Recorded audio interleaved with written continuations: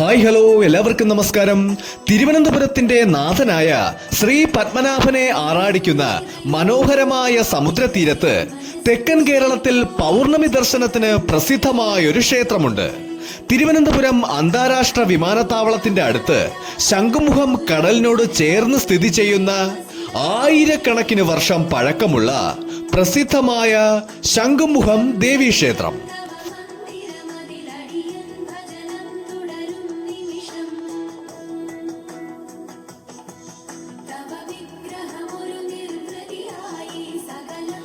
ആറാട്ട് മണ്ഡപവും കൽമണ്ഡപവും മനോഹരമായ ചുവർചിത്രങ്ങളും കടന്ന് ഇളകിമറിയുന്ന ആലിലകളെയും ദർശിച്ച് ക്ഷേത്ര കവാടത്തിലേക്ക് കയറുമ്പോൾ മനോഹരമായ ആനക്കൊട്ടിലും അമ്മയുടെ ദിവ്യമായ കൊടിമരച്ചോട്ടിന്റെ മുകളിൽ അമ്മയുടെ വാഹനവും ദർശിച്ച് ബലികൽപുരയും കാണാൻ സാധിക്കും. വെളുത്തവാവ് ദിവസം അമ്മയെ കാണാൻ പൂർണ്ണ ചന്ദ്രനെ പോലെ ശോഭമതിയും സൗന്ദര്യമതിയും മുക്കുത്തിയോടെ വെട്ടിത്തിളങ്ങി നിറപുഞ്ചിരിയോടെ ഭക്തരെ സ്വീകരിക്കുന്ന അമ്മയുടെ മുഖം കാണുന്ന മാത്രയിൽ തന്നെ ഏതൊരു ഭക്തന്റെയും മനസ്സിനെ അമ്മയിലേക്ക് അലിഞ്ഞു ചേർക്കുന്നു എന്നതാണ് ശംഖുമുഖം ദേവിയുടെ ഏറ്റവും വലിയൊരു പ്രത്യേകത. പൗർണമി നാളിൽ ഈ ക്ഷേത്ര ദർശനത്തിനായി നൂറുകണക്കിന് ഭക്തജനങ്ങളാണ് എത്തിച്ചേരുന്നത്. പരശുരാമനാൽ പ്രതിഷ്ഠിക്കപ്പെട്ട 108 ദേവാലയങ്ങളിൽ ഒന്നാണ് ശംഖുമുഖം ദേവീക്ഷേത്രം.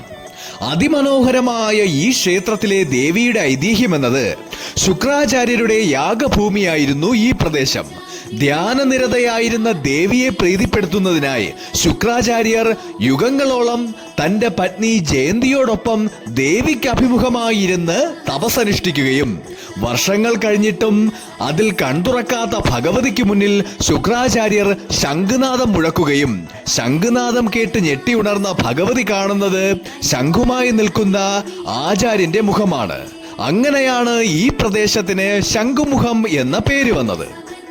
മഹിഷാസുര മർദ്ദനം കഴിഞ്ഞ് മഹിഷിയെ ചവിട്ടി നിൽക്കുന്ന കോപാവിഷ്ടയായ ഭഗവതിയെ ഭഗവാൻ ശിവൻ പിന്നിൽ നിന്ന് സ്പർശിച്ച് ശാന്തസ്വരൂപിണിയാക്കി ശംഖുചക്രങ്ങളും അമ്പും വില്ലുമായി നിൽക്കുന്ന ഭഗവതിയാണ് ഇവിടെയുള്ളത്.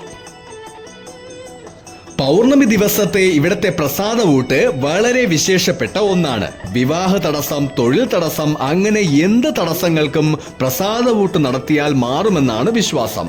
11 പടച്ചോറ് അമ്മയ്ക്ക് നിവേദ്യമായി സമർപ്പിച്ച് അതിൽ ഒരു പടച്ചോറ് വ്രതമെടുക്കുന്ന ആൾ സൂര്യഭഗവാനെ തൊഴുത് കഴിക്കുകയും 7 മാസം മുതൽ 9 മാസം വരെ ഈ വ്രതം എടുക്കുകയാണെങ്കിൽ എന്ത് തടസ്സങ്ങളും മാറ്റുന്നൊരു ദേവതയാണ് ഇവിടെ കുടികൊള്ളുന്നത്. ഇവിടം ശുക്ലാചാര്യരുടെ പാദസ്പർശമേറ്റ സ്ഥലവും യാഗഭൂമി ആയതിനാലാണ് ഇവിടത്തെ പൊങ്കാല വളരെ വിശേഷപ്പെട്ട ഒന്നായി മാറിയത്. പൗർണമി നാളിൽ അമ്മയ്ക്ക് വിശേഷാൽ ഭഗവതി സേവയും ഇവിടെ നടത്തി വരാറുണ്ട്.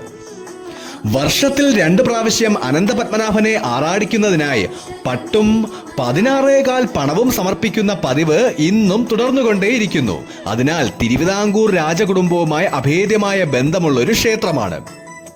ഭഗവാൻ ഭഗവതിയുടെ തട്ടകത്തിലേക്ക് വരുന്നതിനാൽ രാജാവ് പിഴ ഒടുക്കുന്നൊരു ചടങ്ങാണിത്. ആറാട്ടിന് മുമ്പ് ദേവിയോട് അനുവാദം ചോദിച്ച് അനുഗ്രഹവുമായി രാജാവ് മടങ്ങുന്നു. കുരുക്ഷേത്ര യുദ്ധസമയത്ത് 2 പക്ഷത്തും നിൽക്കാൻ കഴിയാത്തൊരു വ്യക്തിയാണ് ബലരാമൻ. ഒരു വശത്ത് സ്വന്തം സഹോദരനും മറുവശത്ത് ശിഷ്യനുമാണ് നിൽക്കുന്നത്. അങ്ങനെ മനോവിഷമത്താൽ ബലരാമൻ തീർത്ഥയാത്ര നടത്തുകയും പഞ്ചാപ്സര തീർത്ഥം എന്നൊരു സ്ഥലത്തെത്തുകയും ചെയ്തു. അതാണ് പത്മനാഭസ്വാമി ക്ഷേത്രം. പഞ്ചാപ്സര തീർത്ഥങ്ങളിൽ ഒന്നാമത്തേത് പത്മതീർത്ഥക്കുളമാണ്. രണ്ടാമത്തേത് പടിഞ്ഞാറ് ഭാഗത്തുള്ള മിത്രാനന്തപുരം തീർത്ഥം. മൂന്നാമത്തത് വടക്ക് ഭാഗത്തുള്ള ശ്രീപാദകുളം. അടുത്തത് തെക്ക് പടിഞ്ഞാറുള്ള വരാഹ തീർത്ഥം. 5ാമത്തേതാണ് ശ്രീ പത്മനാഭനെ ആറാടിക്കാനായി കൊണ്ടുവരുന്ന ശംഖുമുഖത്തെ ചക്രതീർത്ഥം. അങ്ങനെ വളരെ പുണ്യപുരാതനമായ ഒരു പ്രദേശവും ക്ഷേത്രവുമാണ് ശംഖുമുഖം ദേവീക്ഷേത്രം.